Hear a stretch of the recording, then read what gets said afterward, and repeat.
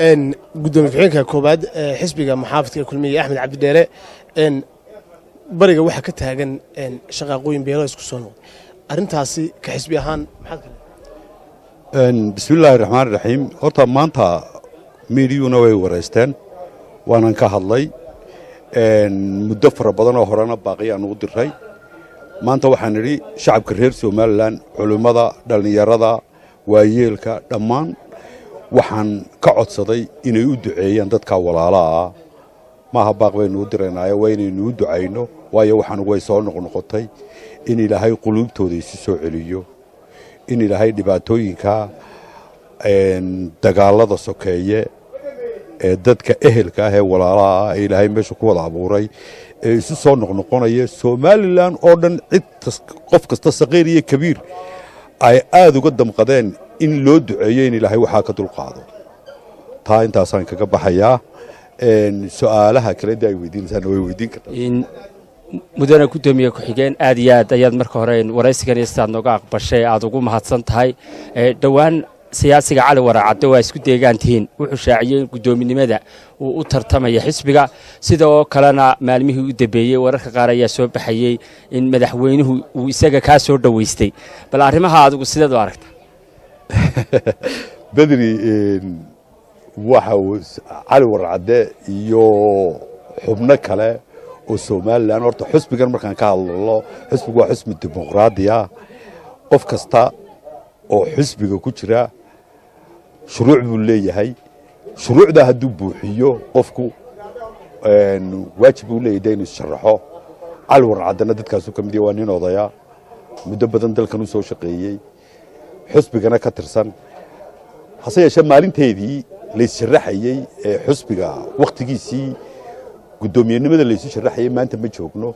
madaxweynaha gudoomiye ka ah waqtigiisina muu dhamaanin oo gudoomiyenimada noqonayay maalinteeda ayay noqonaysaa taa musharaxnimadu ama hogaankayga ha noqdo ama qof kale ha noqdee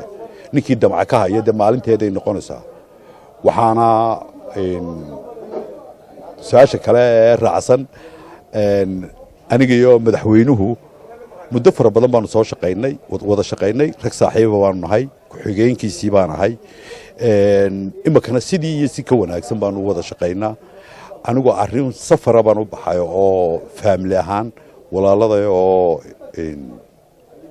qalliin gelaya ayaan ugu tagay dalka Canada ma ahayn isku dhacnay madaxweynaha iyo Cali Waracadana saaxiib ay ahaayeen madaxweynaha horaba anaguna saaxiib baan nahay marka wax isku dhici ma jiraan Bedri in imikayn mudana gudoomiye jogooyinkii gudoomiyaha xisbiga iyo gudoomiye ku xigeenkaba waxa kala haya madaxweynaha Somaliland iyo waliba wasiirka arrimaha gudaha arrintaas inaan xisbiga waa ballaaran yahay oo rag kaleba waa jiraane maxaa keenay in ayagoo ay xilalkii isku wada hayaan xisbigu shuruuc uu leeyahay shuruucda uu leeyahay ilaa la gaaro waqtigii Congress-ka qof waliba xilkii uu hayay buu haynayaa oo waxa lagu doortaa golo dhexe ma doortay Congress baa doorta xisbiga hogaankiisa xafiiskiina daaniga fadhiya xisbiga imaka gudoomiyaha xisbiga hawlihiisa u madax banaan ah title-kana gudoomiyenimada xisbiga madaxweynaha haya mana aha markii ugu horeysay madaxweynuhu gudoomiye iyo madaxweynenimo isku hayo horaba way u dhacday ugu dambeyntii gudoomiye haddii aan su'aasha ugu dambeeyo ku weydiiyo suuqa waxa ku jira Axmed Cabdi Dheere oo gudoomiye xigeenkii koobaad ee labaad ee xisbiga gudoomiye xigeenkii koobaadna xil buu hayay isaga laftiisa waqtigii madaxweynuhu xukuumadda soo dhisayay wuxuu iska rajeynayay inuu liiskaasi ku jiro oo arrintaasi ay yar keentay kala fogaansho madaxweynaha